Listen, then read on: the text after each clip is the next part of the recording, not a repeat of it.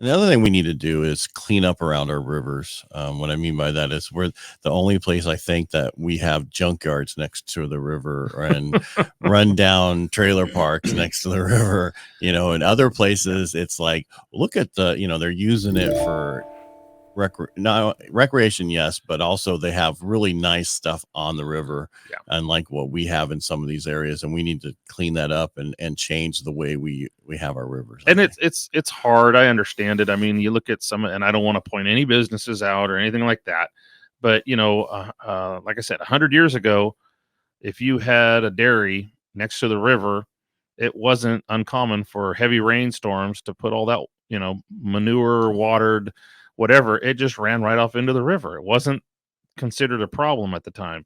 Now that's a big no-no. And I mean, it's kind of like a aha moment that you think, oh my gosh, how did they even, let this happen 100 years ago?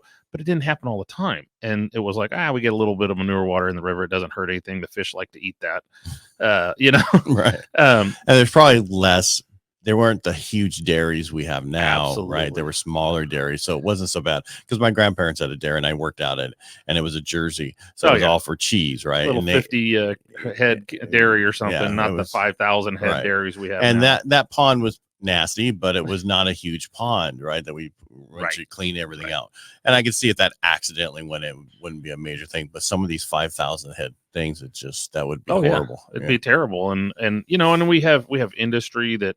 Like you were saying, talking about the junkyards and stuff like that. Well, if it rains, they don't have any way to capture that water. That water's got, grease, oil, and not to the fault of the owners of these junkyards, but, rain falls on a car and gets, if they got the hood missing, gets on the engine's got oil around it, no matter what, that goes down. Well, everything flows downhill, and downhill is into the river.